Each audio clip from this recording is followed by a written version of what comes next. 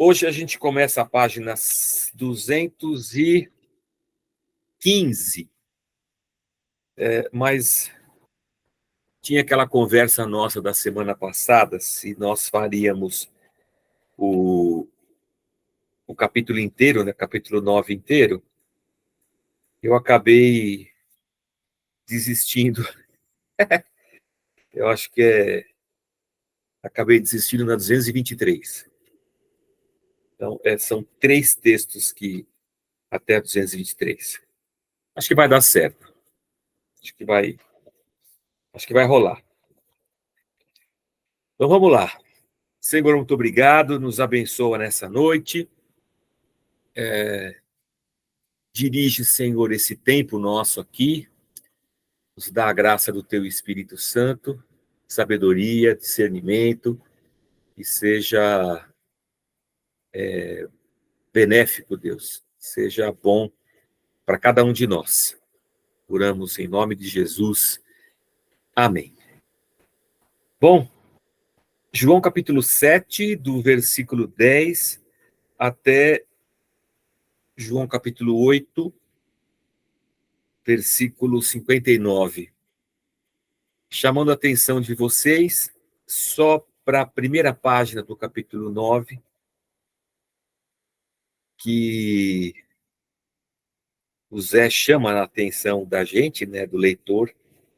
Perceba que praticamente toda a investida contra Jesus e sua missão se origina na religião. Então, esse é um trem interessante. Ao longo de toda a narrativa dos evangelhos, é sempre a religião que se levanta contra Jesus Cristo. A religião naquele mau aspecto da palavra, né? Aí o Zé cita aqui, no parágrafo de baixo, esse sistema contra Cristo, que começa lá no primeiro século, né? Está mais vivo do que nunca. Então, quer dizer que hoje a gente ainda presencia essa situação de um sistema anticristo que trabalha no sentido de impedir o acesso das pessoas a Deus através de Jesus Cristo e o sacrifício dele. E aí o Zé vai dizer assim: o pior é que não percebemos o quanto desse sistema anticristo está entranhado em nosso modo de pensar, de agir, e o quanto ele está engendrado em nossa comunidade e em nossa eclesiologia. Só parei aqui para chamar a tua atenção. Eclesia é o nome grego, é a palavra grega para igreja, eclesia, que é uma palavra grega que se traduz por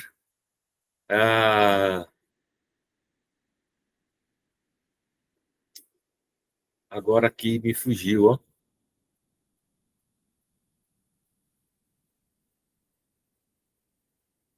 Oh, meu Deus. É uma reunião. Eclesia em grego é uma reunião. E ela serve, assembleia, isso, obrigado, Ezir. Assembleia. Quando no Antigo Testamento, os autores ou o autor específico, Moisés, né, se refere à nação de Israel andando pelo deserto, quando foi traduzida a Bíblia do Antigo Testamento hebraico para a língua grega, também se optou por usar o termo eclesia para o povo de Deus no Antigo Testamento reunido no deserto. Uma assembleia, uma reunião, um povo junto, um ajuntamento de povo. Então, quando o termo surge também no Novo Testamento, eclesia, é essa assembleia, esse ajuntamento de gente. E aqui na língua portuguesa, a eclesiologia é o estudo das dinâmicas da igreja, né? Do ser igreja. Então, em muito do nosso ser igreja de hoje, a gente tem impregnado esse sistema anticristo. A gente precisa olhar para o nosso jeito de ser igreja e perceber se existe algumas dessas ações anticristo e expurgá-las, né? Então vamos ao texto. Depois que seus irmãos tinham ido à festa, Jesus também foi. Não publicamente, mas em segredo. Ora, os judeus o procuravam na festa e perguntavam onde estará ele? E havia grande murmuração a respeito de Jesus entre as multidões. Uns diziam, ele é bom, e outros afirmavam, não, não é não, ele engana o povo. Entretanto, ninguém falava dele abertamente, por ter medo dos judeus. Quando a festa já estava na metade, Jesus foi ao templo e começou a ensinar. Então, os judeus se maravilhavam e diziam, como é que ele pode ser letrado se não chegou a estudar? Jesus lhes respondeu, o meu ensino não é meu, mas daquele que me enviou. Se alguém quiser fazer a vontade de Deus, conhecerá a respeito da doutrina, se ela é de Deus ou se eu falo por mim mesmo. Quem fala por si mesmo está buscando a sua própria glória, mas o que busca a glória de quem o enviou, esse é verdadeiro, e nele não há falsidade. Não é fato que Moisés deu a lei para vocês? Contudo, nenhum de vocês a cumpre, porque estão querendo me matar. Jesus encerra o discurso dele com uma pergunta bem afrontosa, né?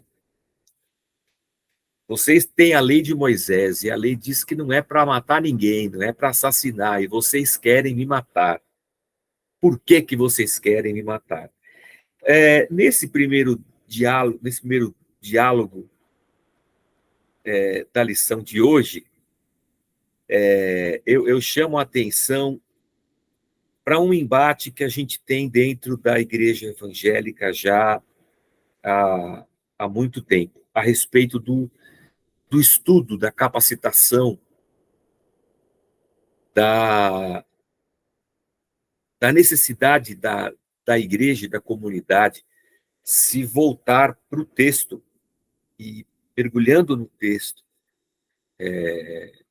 entendê-lo, discerni-lo, encarná-lo e ensiná-lo.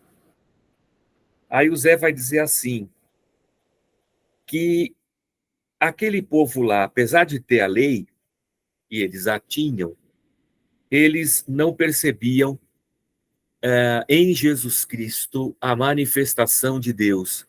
Apesar deles terem a lei e os profetas, eles não, ouvindo Jesus Cristo e a sua interpretação da lei, e o quanto ele conhecia da lei, por isso que eles falam, esse mestre ele não é discípulo de nenhum outro mestre, a gente nunca viu ele, de repente ele aparece, ele não é um cara letrado, não é alguém que foi criado aos pés de algum mestre da lei, de algum fariseu. Como é que ele pode saber tanto assim? Como é que ele consegue maravilhar as pessoas tanto assim? Então, eles percebiam essa graça e essa diferença no ensino de Jesus e no ensino dos mestres, mas eles não conseguiam enxergar Deus nas palavras de Jesus Cristo. Aí o Zé vai dizer assim, pessoas de Deus discernem a palavra de Deus, mas a religião dá crédito a um sistema. Aí ele vai dizer, é interessante perceber como movimentos genuínos do Espírito Santo são rejeitados pela religião, simplesmente por ela não ter controlado sua formação. Então ele chama a nossa atenção para a seguinte situação, que a religião tem isso como característica. Ela se fundamenta, ela se estrutura, ela estabelece suas regras, suas interpretações, seus dogmas, suas leis, ela se diz porta-voz de Deus, mas quando Deus se move, ela não percebe Deus, ela não vê Deus, porque Deus não está ali, né? Aí o Zé vai dizer assim, não quero dizer que a comunidade de fé e a espiritualidade não devem buscar na teologia um lugar seguro com valor inestimável. Não estou desmerecendo nossos métodos de ensino bíblico e sistemático, longe de negar o seu valor, reconheço que são importantíssimos. Mas o que tenho aprendido é que nossos sistemas sempre estarão sujeitos ao movimento de Deus. Nossa metodologia sempre seguirá uma demanda, e nunca o contrário. Vou ler essa frase de novo. Nossa metodologia sempre seguirá uma demanda, e nunca o contrário. O que ele está falando em relação ao texto e o ensino que advém do texto é que nós, quando buscamos o texto deve nos conduzir até Deus. E nos conduzindo até Deus, nós devemos ser sensíveis ao movimento de Deus, do seu Espírito e à manifestação da sua vontade.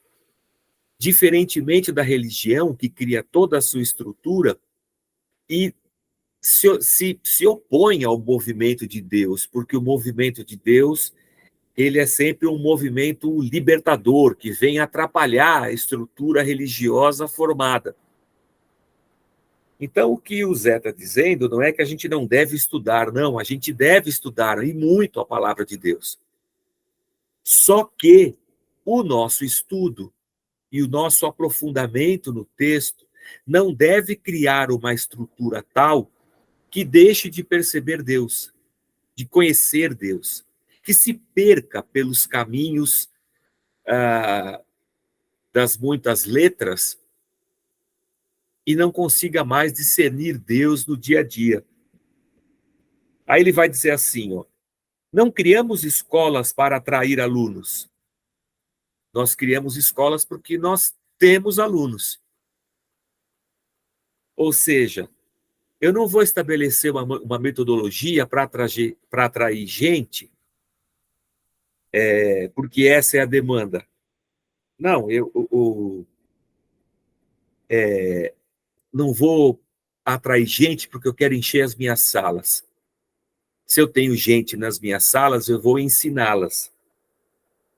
Não temos um método de discipulado para atrair gente, mas porque nós temos gente, nós amamos essas pessoas e nós as instruímos. É aquela lógica do vamos criar uma estrutura para fazer a nossa igreja crescer, vamos atrás de um método para fazer a nossa igreja ir para frente, um método que funcione, um método que traga crescimento, multiplicação. E aí as pessoas querem implantar essas metodologias nas suas igrejas, e elas querem que assim a igreja cresça.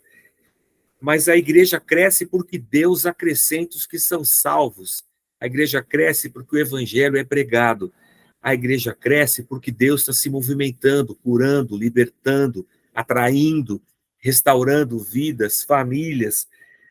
Essa lógica, ou esse movimento religioso que estabelece uma sistemática, uma metodologia para atrair, para crescer, ele diz aqui, né?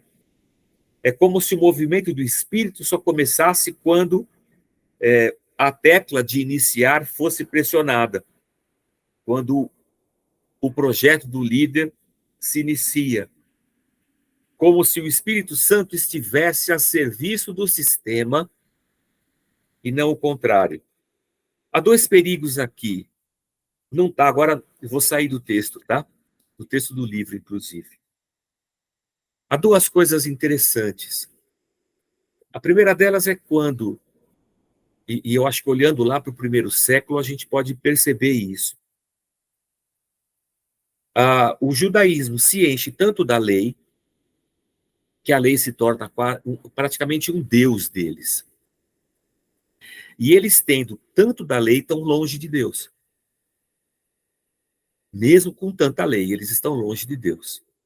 Ok. Quando a gente olha para o avanço do evangelho, para a história do evangelho, a gente percebe que um embate se forma ao longo dos anos. De um lado, uma igreja avivada, carismática, por que não dizer até pentecostal, e do outro lado uma igreja tradicional. Essa aqui, tradicional, se diz muito mais conhecedora da palavra. Muito mais conhecedora da palavra.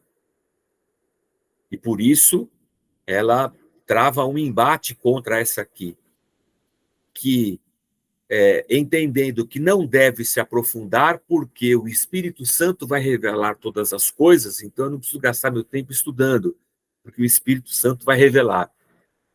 Então diz, aqueles lá não têm Deus, não têm uma experiência com Deus, não têm o calor do Espírito Santo, e esses daqui dizem, aqueles lá não conhecem o texto, se conhecessem, não estariam falando isso. E mais ou menos o que o Zé está dizendo para a gente, pelo menos é isso que eu absorvi do que ele disse, acho que absorver é melhor, né? É que, por que não ter a profundidade teológica e, ao mesmo tempo, uma experiência profunda com Deus? Por que não ter uma profundidade teológica ao mesmo tempo em que eu tenho uma intimidade e uma sensibilidade à voz do Espírito, à ação do Espírito, sem transformar essa letra em uma fé morta e sem transformar essa espiritualidade em um movimento oco? Por que não unir as duas? Então, é mais ou menos o que os judeus estavam dizendo. Como é que esse cara pode ser tão... Como é que a gente fica tão maravilhado com ele e parece que ele não tem ensinamento nenhum ou estudo nenhum? Eles percebem o estudo de Jesus, eles só não sabem com quem ele estudou. Mas que ele é estudado, eles percebem. Mas eles não percebem Deus. Então, a grande questão aqui para nós, eu pensaria nessa primeira lição, nós precisamos ser uma igreja profundamente centrada na palavra, nós precisamos ser pessoas dedicadas ao estudo da palavra de Deus, e sem que isso se transforme num empecilho, numa estrutura religiosa que impeça a ação do Espírito Santo de Deus. A multidão então respondeu: você tem demônio. Quem é que está querendo matar você? Jesus respondeu: um só feito realizei, e todos vocês ficaram admirados. Moisés lhes deu a circuncisão, se bem que ela não vem de Moisés, mas dos patriarcas. E vocês fazem a circuncisão de um menino até mesmo no sábado, para que a lei de Moisés não seja desrespeitada, porque vocês ficam indignados. Por que vocês ficam indignados contra mim? Pelo fato de eu ter curado por completo um homem num sábado. Não julguem segundo a aparência, mas julguem pela reta justiça. Bom, o discurso anterior vem vindo e a gente cai nessa situação aqui, ó. Como assim você está dizendo que a gente quer matar você? Foi assim que encerrou o discurso anterior, né? Por que vocês estão querendo me matar? E esse discurso aqui é porque Jesus tinha curado, num sábado, alguém. E o que Jesus responde para eles perceba o distanciamento que vocês estão de Deus. Percebam o quanto vocês estão dessintonizados de Deus e do seu Espírito. Vocês olham para a lei e, se o dia da circuncisão cair num sábado, vocês circuncidam para não ferir a lei. Eu curei uma pessoa no sábado e vocês querem me matar. Vocês podem ferir a lei circuncidando, mas vocês não querem ferir a lei para fazer o bem. Aí é uma coisa muito louca, assim, né? Como é que vocês me odeiam porque eu fiz o bem para uma pessoa no sábado, e por você, na ótica de vocês, eu feri a lei, e vocês me odeiam a ponto de me matar, mas vocês não se odeiam porque vocês ferem a lei circuncidando alguém. Aí o Zé vai dizer, tinha muita gente ali tocada pela graça e pelo amor, que são princípios fundamentais da lei. Mas essa lei, o princípio fundamental da lei, estava sendo confundido pelo ódio e pela disputa pelo poder, que são princípios fundamentais da religião. Interessante esse aspecto da lei no coração das pessoas. A lei deveria ser uma conduta para as pessoas em um relacionamento com Deus. A lei se transforma num instrumento de ódio. E eu não consigo enxergar que Jesus está fazendo o bem, e eu quero matá-lo porque ele feriu a lei. Eu estou ferindo a lei, mas eu não quero me matar porque quando eu estou ferindo a lei, eu tenho uma razão para isso aí. É a circuncisão ou qualquer coisa assim. E o problema da lei está aqui nesse parágrafo.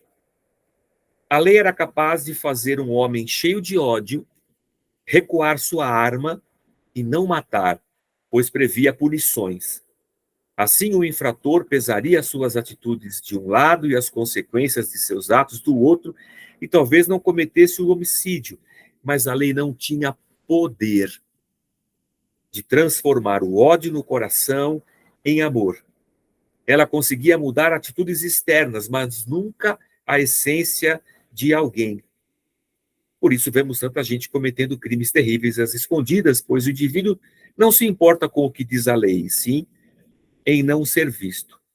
Há uma lei de ódio dentro do homem, que as muitas regras não conseguem intimidar. Os caras estavam odiando Jesus.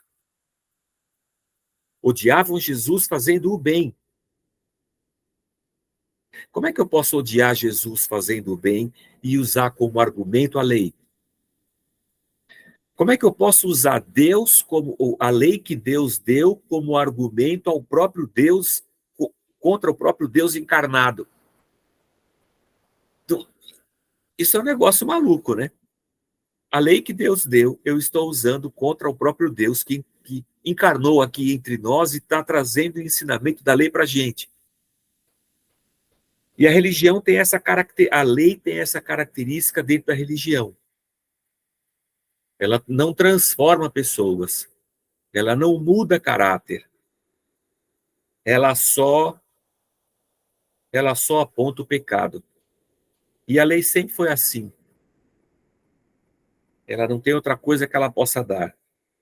E quando eu transformo a minha fé em uma série de regras e dogmas e leis, quando eu transformo a minha fé, a minha espiritualidade, a minha igreja, em um conjunto de leis humanas, eu estou caminhando para isso aqui, ó.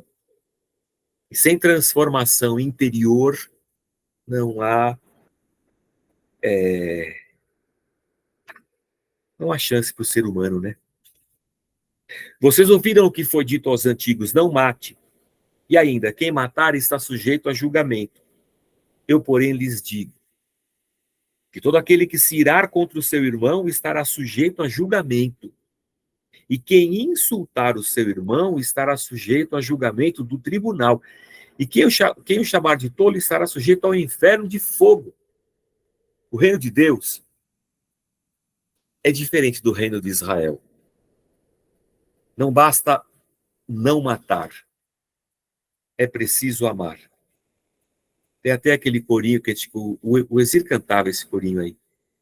Lá, 1970. É preciso amar as pessoas como se não houvesse amanhã. É, seu Exir. Então Jesus prossegue e dá o exemplo do sábado mais uma vez. Pela lei, religiosos podiam circuncidar um menino no sábado, mas criticavam Jesus por ter curado um homem no sábado. Quem de coração puro, quem de coração puro faria uma interpretação dessas? Quem usaria a lei para impedir o bem? A resposta está aqui: a religião. Por isso Jesus diz aos judeus que deveriam julgar pela reta justiça e não pela aparência. A reta justiça está no Evangelho.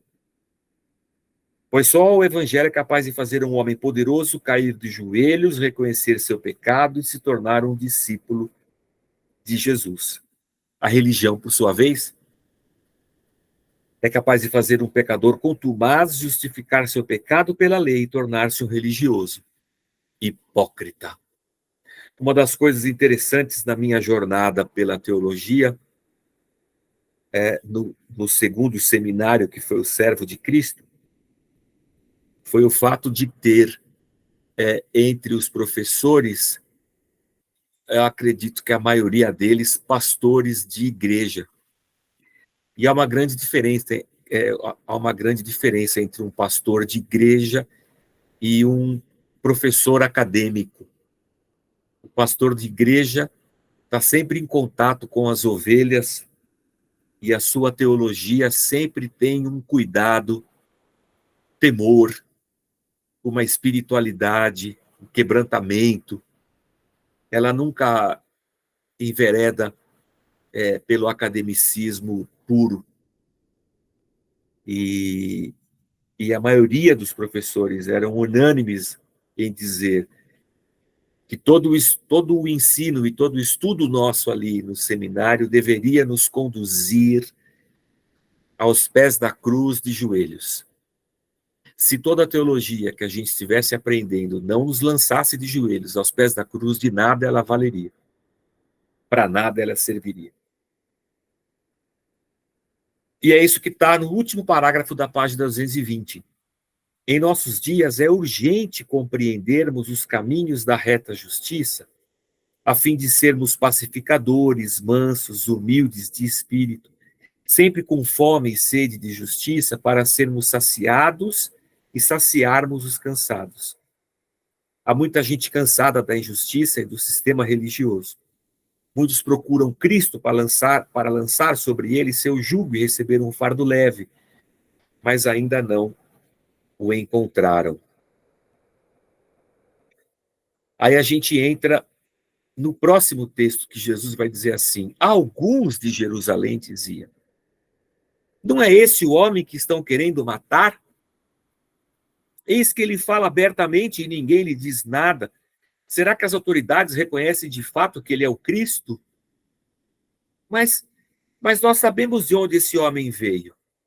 Ele veio de Belém da Judéia, depois ele veio lá da Galiléia, nasceu em Belém da Judéia, mas foi criado na Galiléia. Quando, porém, o Cristo vier, ninguém saberá de onde ele é. Enquanto ensinava no templo, Jesus disse em voz alta: vocês não somente me conhecem, mas também sabem de onde eu sou. Eu não vim porque eu de mim mesmo quisesse, mas aquele que me enviou é verdadeiro, aquele a quem vocês não conhecem. Eu o conheço, porque venho da parte dele. Ele me enviou. A abordagem dos judeus em cima do que eles entendiam das interpretações, né, dos seus profetas a respeito do Messias, não contemplava aqui a questão que o Zé vai chamar a nossa atenção do texto de Miqueias, capítulo 5, versículo 2.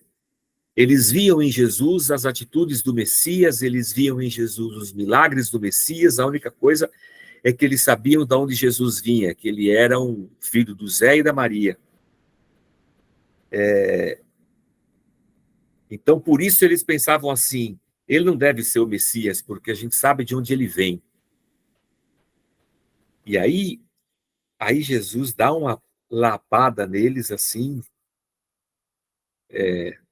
forte, né? A questão não é de onde vocês me conhecem, nem de onde eu venho. O problema não é esse aí. O problema é que vocês não conhecem Deus, né? A resposta de Jesus é avassaladora. É como se dissesse que o problema não era conhecer ou não conhecer o Messias em sua origem, mas não conhecer o Pai, o verdadeiro Deus que o enviara. E aí vou chamar a atenção do último parágrafo. Lembre-se, A religião não precisa de um Deus para existir. Ela existe por si só. Todo movimento de espiritualidade que ensina não precisa necessariamente partir de Deus. As origens são as mais diversas, desde ensinos humanos, passando por achismos, revelações esdrúxulas de líderes. Se quando pensamos em Deus, pensamos em qualquer outra figura que não Jesus, seu ensino, seu comportamento misericordioso e seu amor, estamos enganados do nosso ensino. Tudo que conseguimos entender de Deus está em Jesus. Jesus Cristo é o Deus que podemos ver e entender. Aliás, ele é Deus encarnado. Então, qualquer dúvida que nós tenhamos a respeito de Deus, nós olhamos para Jesus Cristo. E qualquer religião que ensine qualquer outra coisa a respeito de Deus que não seja Jesus Cristo, ela está equivocada. Inclusive o cristianismo, se o fizer. Eu pararia aqui, irmãos. Eu pararia aqui, chamando a nossa atenção para essa relação estudo e fervor, profundidade de ensino e sensibilidade à ação do Espírito Santo e de Deus. Chamaria a atenção de que a lei não transforma ninguém, a lei não era para salvar os judeus. Deus não deu a lei para a salvação dos judeus. Os judeus eram salvos pela graça, pela fé, e não pela lei. Toda religião que, fugindo de Deus, se envereda por uma lei esvaziada de Deus, é uma religião incapaz de transformar o ser humano. E, infelizmente, a igreja cristã, em muitos aspectos, é tanta lei esvaziada de Deus, né? Que as pessoas são capazes de ficar anos ali dentro, sem nenhum tipo de transformação pessoal, a partir da mensagem do Evangelho e da ação de Cristo no interior das pessoas. A outra coisa que a gente pode absorver dessas páginas é que a religião é capaz de desejar o mal. A religião é capaz de desejar o mal para as pessoas, se elas ferirem as suas regras pré-estabelecidas. E eu vou justificar isso. A lei é capaz de criar gente hipócrita, que peca e encontra a justificativa na lei. E, por fim, a coisa mais temerária, né, é que esse tipo de ação religiosa faz com que as pessoas não conheçam a Deus. E encerro essa minha explanação com um exemplo que não está no livro, mas que foi uma coisa muito percebida, vou dizer isso como experiência pessoal, tá? Quando a gente começou a Casa da Rocha, em 2010, e nós, num movimento assim, que não tinha como ser diferente, porque nós viemos de uma realidade de culto presencial de segunda a segunda, então a espiritualidade das pessoas, ela acontecia no culto. É quase que vou chamar de uma espiritualidade cultica. É só lá na igreja que a minha espiritualidade aflora. E eu estou na igreja todo dia, porque tem campanha de segunda a sábado e tem culto domingo, em vários horários. Então, eu estou na igreja sempre. E aí, quando a gente começa a igreja, e as pessoas começam a frequentar, vindas de muitos lugares diferentes, mas que vivem a mesma realidade, igrejas com uma quantidade excessiva de cultos, E nós, por força de circunstância, só tínhamos culto de domingo, a gente não tinha um prédio. E de quarta-feira a gente fazia pequenos grupos mais próximos dos bairros onde a maioria das pessoas moravam. E a grande pergunta era: e o que eu faço na segunda, na terça, na quinta, na sexta, no sábado? Lá, você fica com a sua família, você ora, você busca Deus, você tem o seu momento lá de comunhão, de a sós com Deus, ou qualquer coisa assim.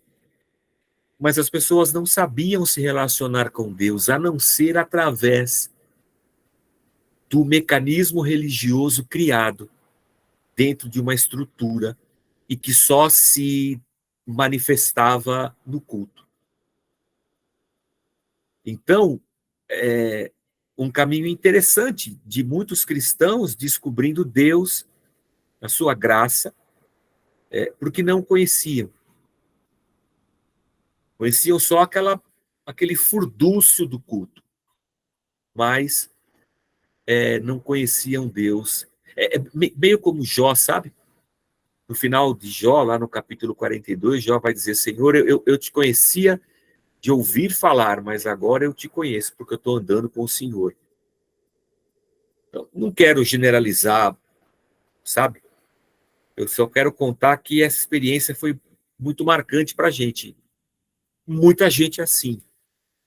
Muita gente que só se relacionava com Deus através das experiências que aconteciam dentro do culto. Fora daquele ambiente, daquela obrigatoriedade, daquela severidade, daquele tacão, daquele tridente, as pessoas, elas se perdiam. Elas não sabiam.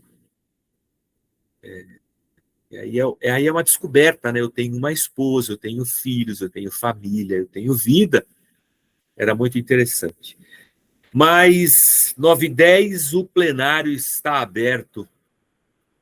O que chamou a sua atenção na tua experiência, que vale a pena você compartilhar e que você gostaria de falar a respeito dessas páginas? Que Deus nos ajude, pessoalmente, cada um de nós, e no comunitário, né? Para que a gente não se desvie e a gente não permita que traços dessa estrutura anticristo permeiem a nossa espiritualidade, né? E as nossas relações comunitárias e a nossa igreja. Que Deus nos mantenha amorosos, misericordiosos, e que o Senhor nos ajude a lutar contra a hipocrisia. Mas existia uma banda de funk, mas não era esse funk carioca aí, era funk dos anos 70. Funk. Chamava Aquilo Deu Nisso. Aquilo Deu Nisso. E eu uso o nome dessa banda antiga para chamar a nossa atenção. O povo judeu começa com Deus chamando Abraão: sai da tua terra, da tua parentela. E Abraão tendo experiências com Deus, e Isaac, e Jacó, e depois o povo no deserto, assim, quando o povo realmente se forma, com Deus agindo diariamente com o maná, com a água que saía da rocha, com o codornize que vinha do céu. A presença de Deus, a manifestação de Deus, a proximidade de Deus está ali. Como é que aquilo deu nisso, meu Deus do céu? Como é que conseguiu se transformar ao longo dos séculos numa estrutura tão distante de Deus? Como é que a minha fé ou a minha igreja pode se transformar nisso aí? Acho que esse é um ponto que nenhum de nós estamos imunes à ação do pensamento do príncipe desse século, desse movimento anti-Deus, que não está só naquelas metáforas apocalípticas, está na nossa vida rotineira, diária, quando a gente deixa a nossa espiritualidade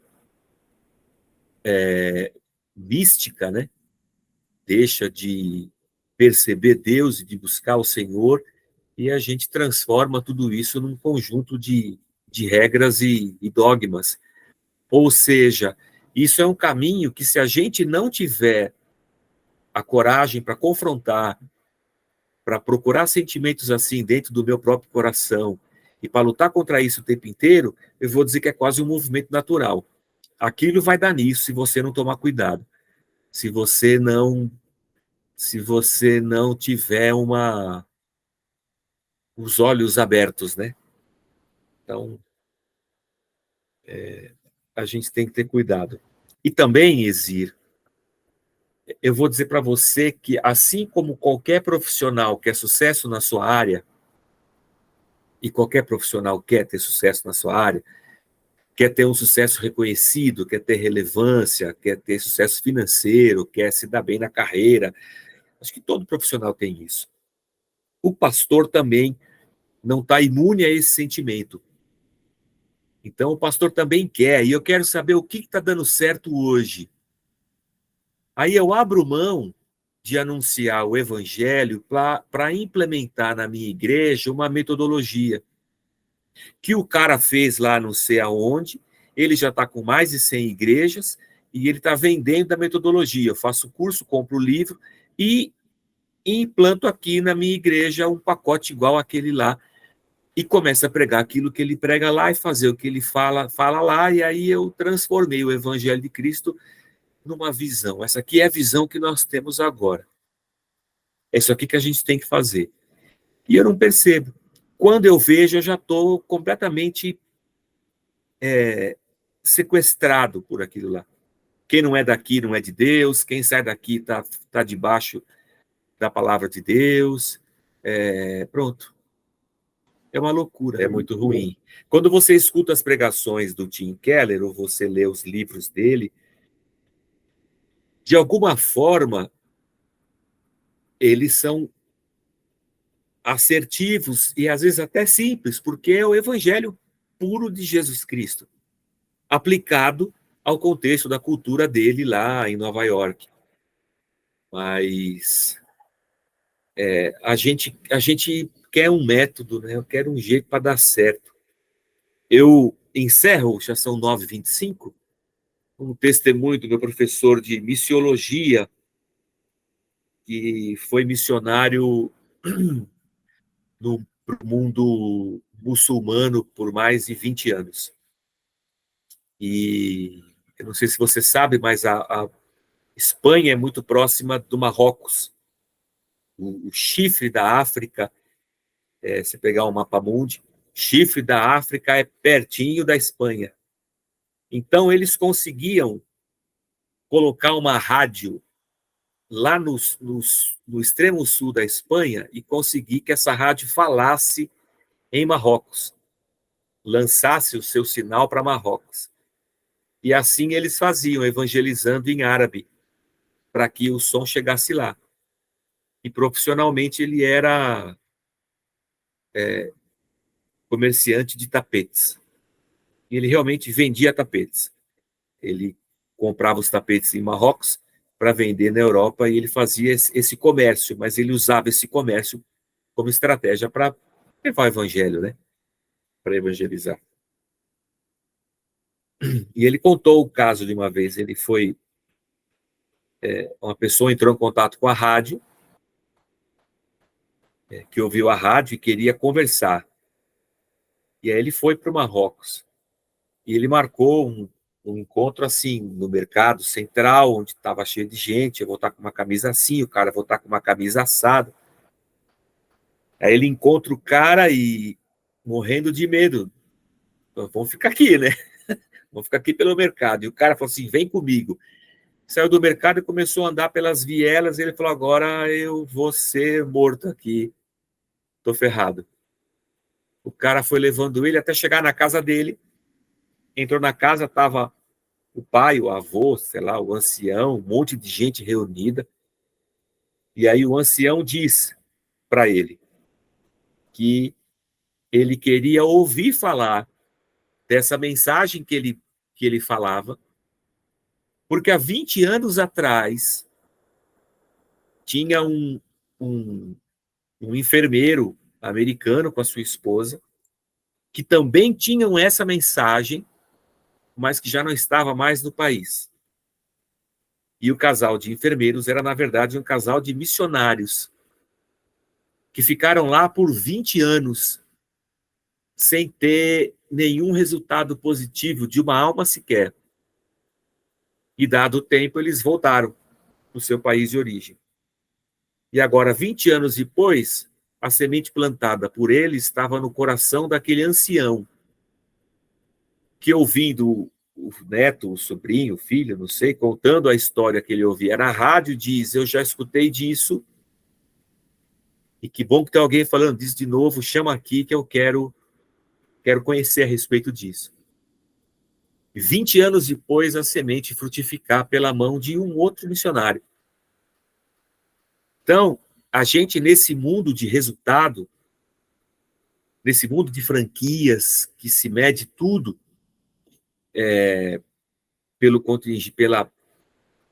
pela resposta financeira, pelo volume de pessoas, pela quantidade de membros, você não dá ouvidos a Deus porque, segundo os conceitos desse mundo, não tem resultado, né? É um pecado. É um pecado. Anunciar o evangelho, demonstrar o amor, manifestar o fruto do Espírito e fazer a obra de Deus é o que a gente tem que fazer.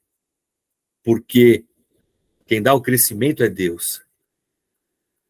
Quem convence e produz a salvação é Deus, não é o ser humano.